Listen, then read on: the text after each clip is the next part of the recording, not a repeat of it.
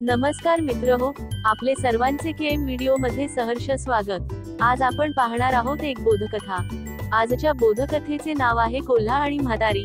चला तर मग ऐकूया आजची बोधकथा कोल्हा आणि म्हातारी। एके दिवशी एक कोल्हा संध्याकाळी पक्ष्यांची शिकार करीत शेतातून चालला असता जवळच कोंबडी मारून वनभोजन करीत बसलेल्या काही मुली त्याला दिसल्या।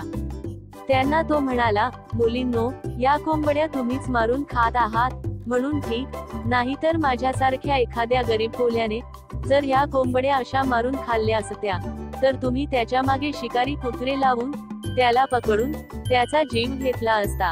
हे ऐकून जवळच एक म्हातारी बसली होती। ती त्या कोल्ह्याला म्हणाली, अरे मूर्खा, आम्ही आमच्या स्वतःच्या कोंबड्या मारून खातो, नी तू लोकांच्या कोंबड्या मारून खातोस।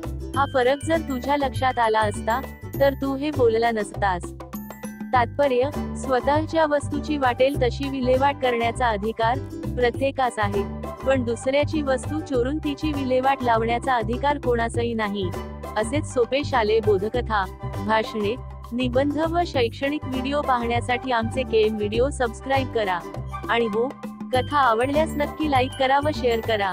धन्यवाद।